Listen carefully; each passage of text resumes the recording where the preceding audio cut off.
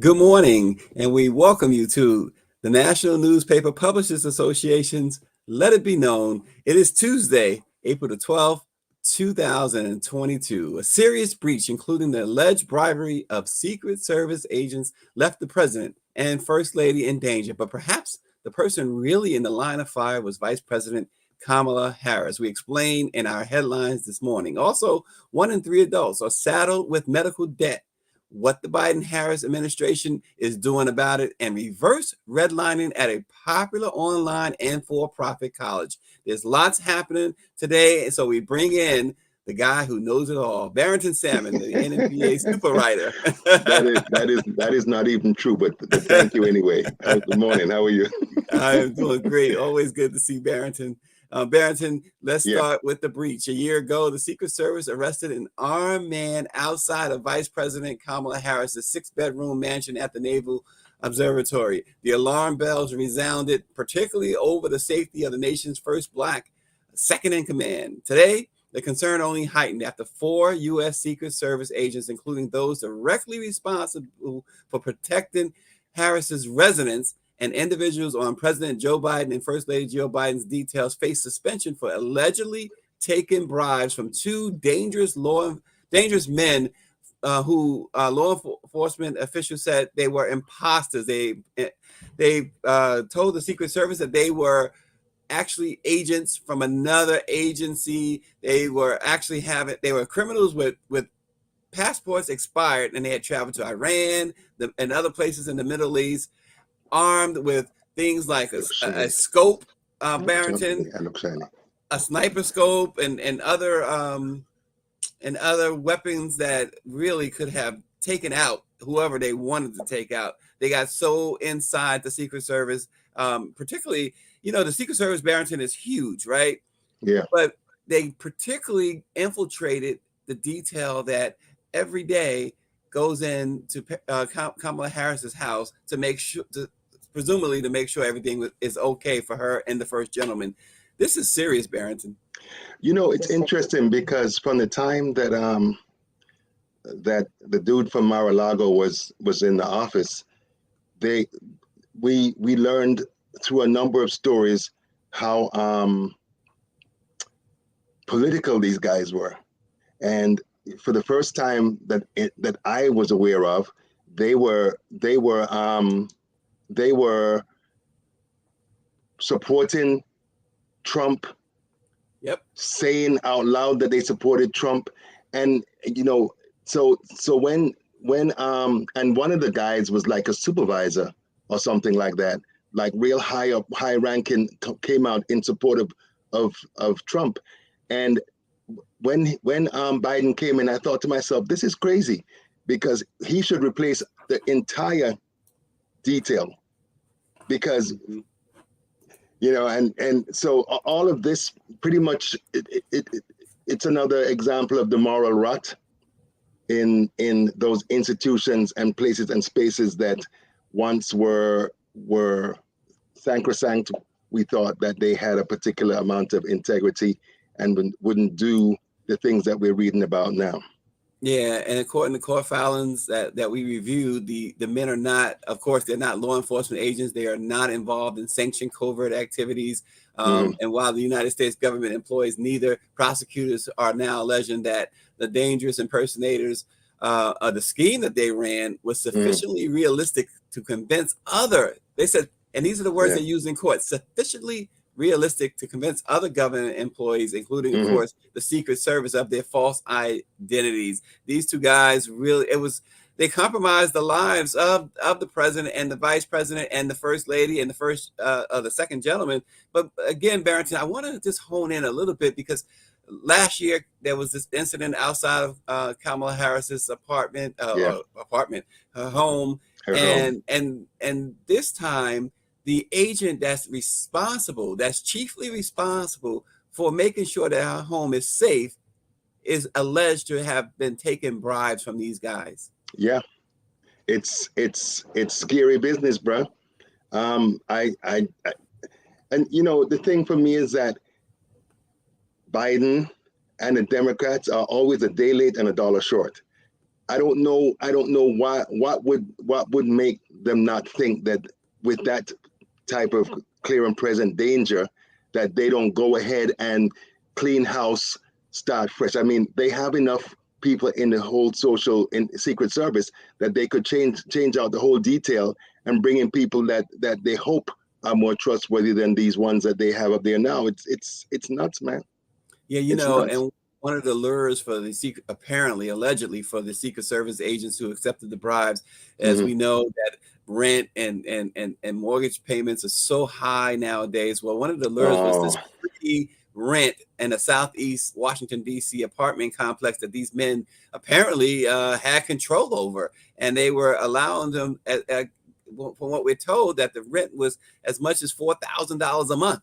in And so Southeast? in Southeast DC, who pays that in Southeast DC? Whoa. So something was always amiss there. And Yeah. again, I think the important thing here, yes, the president certainly could have been at risk. The first lady could have been at risk, but based on the court filings, and we did look at them yesterday and the day before, we were looking at it for the past few days, and what Yeah. continues to stand out, at least to this journalist, is how unprotected Kamala Harris, our Yeah. first Black vice president, Yeah. had been up to the point of the arrest of these gentlemen. Yeah. We live in dangerous times, Stace, because I was reading they had a series in the Washington Post that I read either early this year or late last year, and they were talking about all the crazy stuff that the Secret Service are doing, taking prostitutes with them, or having prostitutes when they went overseas to protect these folks, and just a whole bunch of stuff. When Barack Obama came into office, they said that threats against him went up like 1,000 or 2,000%. Yeah, I recall that. And you know, we continue to see the anti-Black racism and the deep racial animus that all of these people have. They don't think that Barack Obama should have been president because that's only reserved for white people. They don't think that Kamala Harris should have been vice president because that too is only reserved for certain white people. And then, you know, if you just take a look at what happened 2 weeks ago with Judge Brown Jackson, with the way that those idiots on the Senate Judicial Committee treated her, I mean, you'd have to be a blind person to not see just the, you know, and all of this is because they've been emboldened by that idiot in South Florida. Now it's okay to say what you want, do what you want. I'm sure you heard about the dude. He was an elections official in Hampton, Virginia. Yes. And the things that he said about General Austin stinking. Yep. You know? And I thought to myself, I bet you any money I would have gotten rich, Stacey, because if he saw General Austin face to face, he would not have told him that. Way. Because General Austin is a big man, right? And a well-trained specimen. You know. So we just continue to see. Sorry, he's got alarms going off everywhere. No. This is some Amber Alert. Sorry. Oh. Yeah. So we continue to see this. It is I'm curious to see if they really get to the bottom of this. And what usually happens in Washington is that it's a big splash for a couple of days and then it goes away. Yeah. Well, the agents in question had on suspension. Supposedly they have no access. Are they suspended with pay? Well, supposedly it is suspended without pay, from what I understand. But they have no access to Secret Service equipment or anything of that nature. But we'll continue to monitor this, because it really is, you know, we don't want, especially here in the Black press, we don't want to overlook really the threat to Vice President Kamala Harris in all of this, in this situation. I mean, it represented a tremendous threat to her. And who knows if the threat still exists? Who knows if other agents that are assigned to the vice president are also compromised. We don't know. Yeah. But based on the court filings that the Black press reviewed, she certainly was at risk and may remain at risk. We'll continue to follow. It's good to see Sam Collins. Sam Collins sends us a message, Barrington. He says it's good to see us. It's always good to see Sam Collins. Barrington, as we move on, the Black press has been following more than, and I say this both with pride, but with also sadness. We've been following the plight of missing children, particularly missing African Americans, much longer than anyone else. And other media outlets are now starting to wake up to this, and we're grateful for that. But the U.S. Marshal Service announced on Monday that it had recovered 16 missing children. They arrested 5 individuals and has broken open a sex trafficking ring as law enforcement continues its quest to stop the proliferation of kidnapping and crimes against kids. Fresh Start, a 3-month tactical operation took place in New Orleans from January 1st to March 31st. The Marshal Service said in the news release, they said it was led by the Missing Children Unit. Officers did rescue 16 children on the missing and endangered list. And a quote from the U.S. Marshal Service, based on the operation, at least 4 felony warrants exist for adults suspected of involvement with minors, and the New Orleans Marshal Service Task Force is actively pursuing these fugitives. Barrington, this has been a long problem, missing children, missing people, and of course we know that at least a third of those missing are Black children. I've done a number of stories about it, and it is so concerning. I think the number that I keep on seeing is as many as 65,000 black and brown young girls, children, women, some men. But it is, and I always every time I think about it, I keep on thinking about someone at the seashore trying to hold water in your hand, because there's so many aspects of this that that continue to allow it to happen. I mean, I interviewed a lady in Northern Virginia some years ago, and she was basically just rolling up on young people that she suspected might have been stolen, taken, sex trafficked, sometimes labor trafficked. And she said that she got threats from police officers and politicians and judges who told her that she's messing up their business and that they will kill her. So she told me that anywhere she went, she had a gun. So this is a situation that is just so intertwined with all of the regular. I mean, I remember I worked at an AT&T subsidiary some way back, like in the early 2000s. And the Super Bowl was coming to South Florida, and they had women who were there who were like, "Oh my God, I'm going to make so much money during Super Bowl weekend," and I was like, "What are you talking about?" And they were like, "We're just going to be giving ourselves to any dude that's going to pay us the right amount of money." And then I started doing the research and realized that anywhere that you have like Final Four, All-Star Weekend, and Super Bowl, it's like a cottage industry of sex and sex trafficking that follows behind it. Was a. Oh, go ahead, Barrington. No, go on. Yeah, there was an infamous case some years ago in Pennsylvania where they had a sex trafficking ring with the along truck stops, and it turns out that state police were running the sex trafficking ring. So it was it's really, and many of those involved underage women, and so this continues to be a problem. But it's good to see that the U.S. Marshals, we've now reported over the past year, the U.S. Marshals have had these operations, and they have been quite successful in these operations. So we hope for continued success there.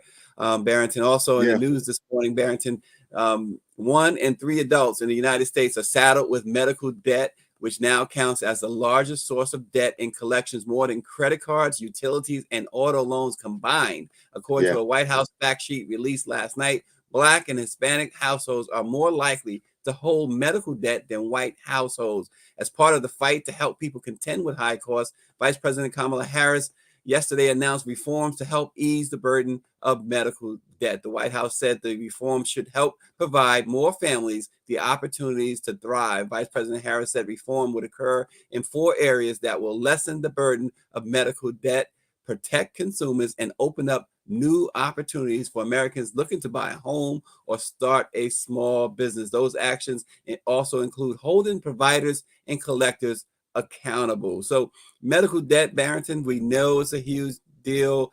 Yeah. Why has it taken so long for not just this administration, any administration, to try and tackle this problem?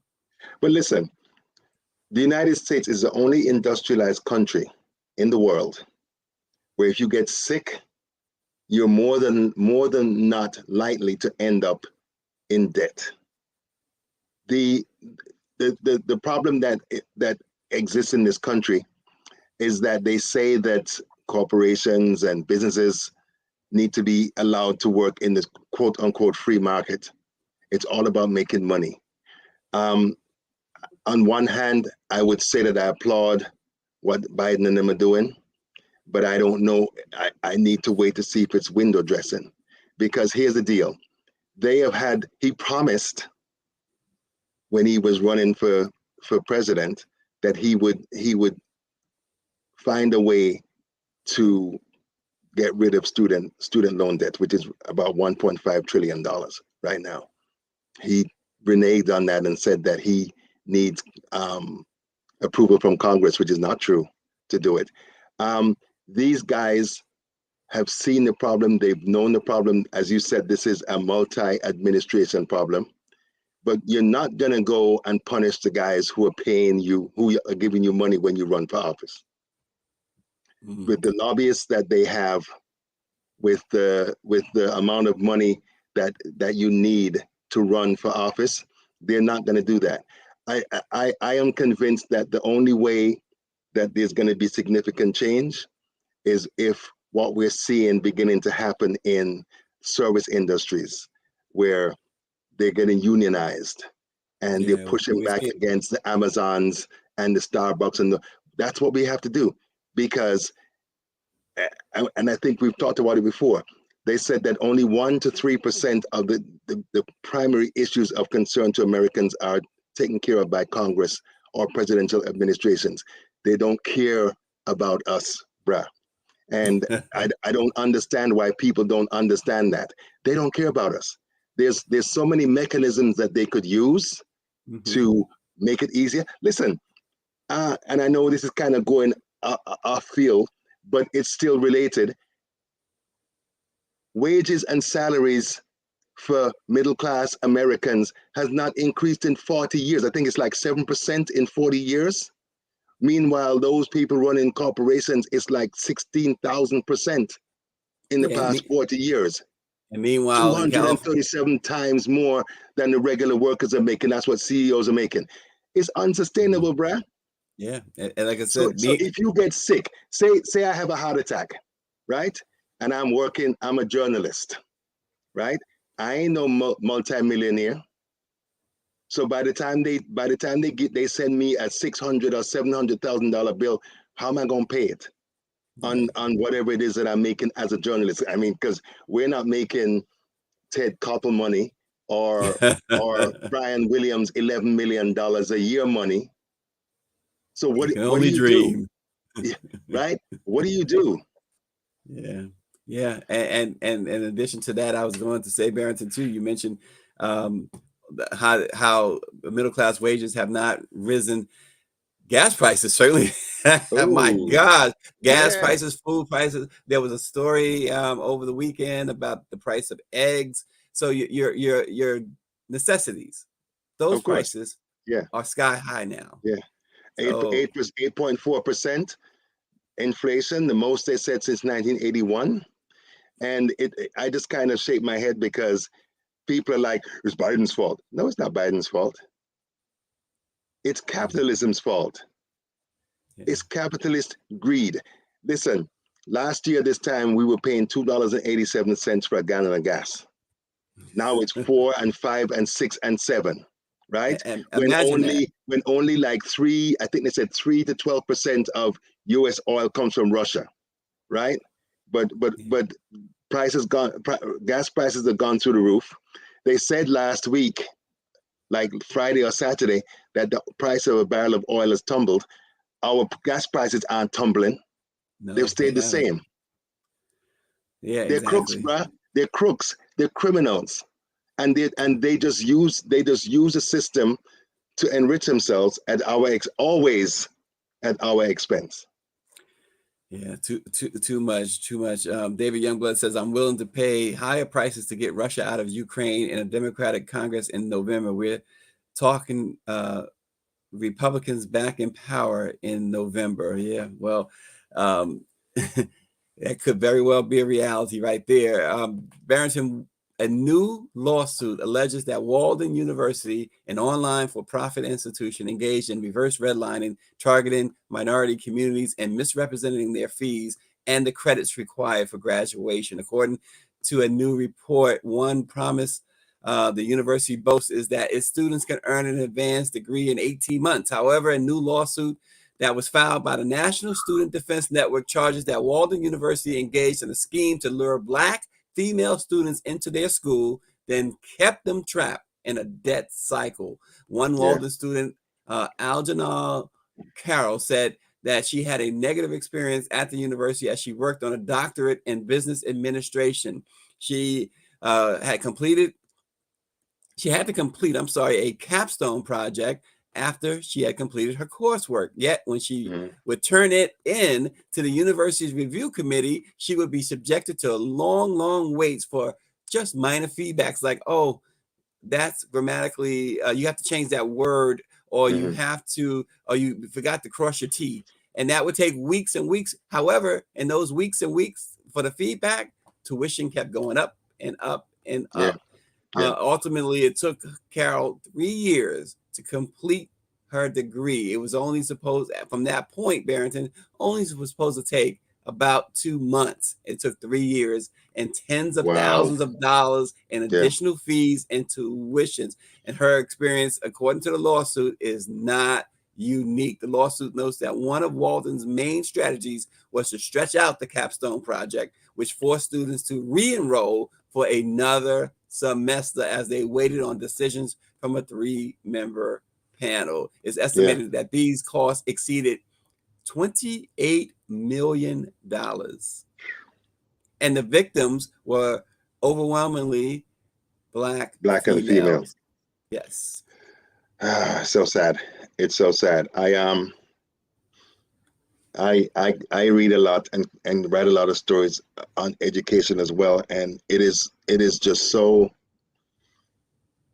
I'm not even sure what the word is, and I really can't say what I really want to say in polite company.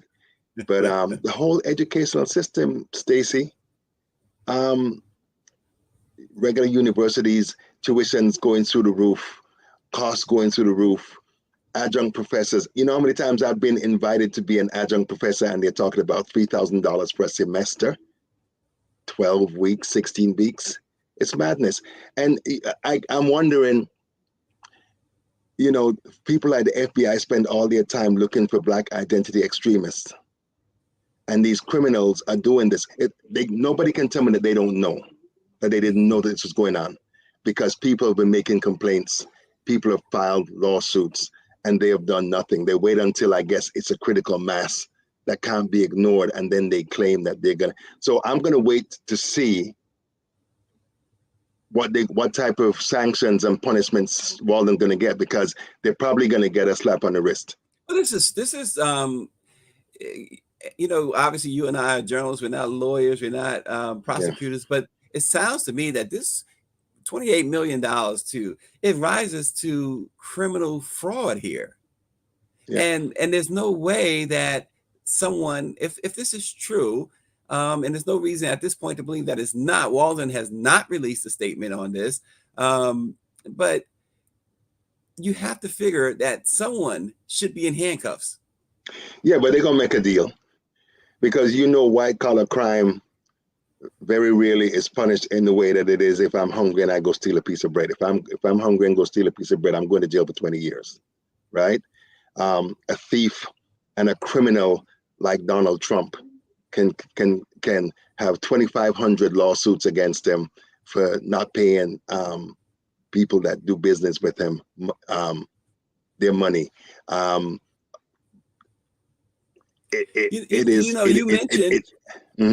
mentioned earlier in the program, you mentioned the student loan debt, right? You mentioned the fact that the president has not exercised his power to eliminate student loan debt. And then you have something like this where they are just bilking these students. They came for an education, right? Yeah. A legitimate education. And what happened? They are being bilked out of tens of thousands of dollars per student. Yeah. David Youngblood writes in, education should be free. It's an investment in your citizens and your country's future. Wow. You know what? Absolutely. For sure.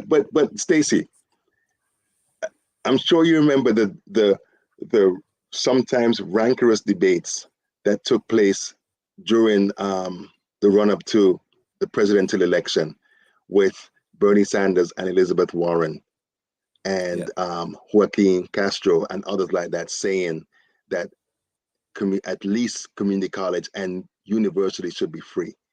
And what pisses me off every time that we have these debates, who's going to pay for it? Where's the money going to come from? But they just passed a goddamn $833 billion defense bill. Spending bill. Nobody asked where the money gonna come from. Right. And that's on top of $776 billion 2 years before.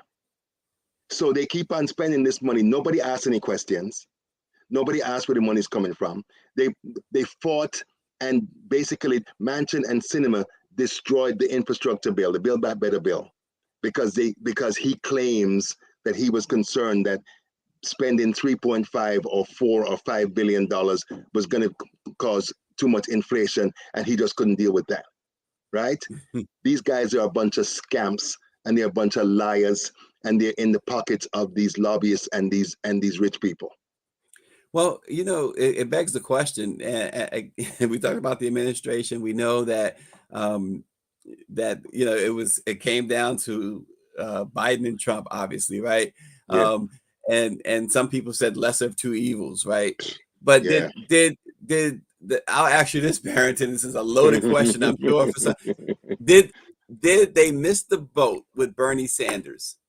Listen, I have talked to enough DNC members, officials, activists, and that type of thing. They prefer for Donald Trump to win than for a progressive to get in office. If you listen to the complaints that Pelosi has had against AOC and other progressives, the progressives and the progressive left get more of a fight from establishment Democrats than they do from Republicans. The Democrats are consuming themselves because they do not want anything that smells like progressive to pass on their watch. And so and we suffer because every poll, particularly in the run-up to the 2020 election, showed that the public it supports the welfare plan that Sanders talked about. They support the idea of getting a free education, and several of the policies that Warren and Sanders talked about. But they killed that junk, bruh.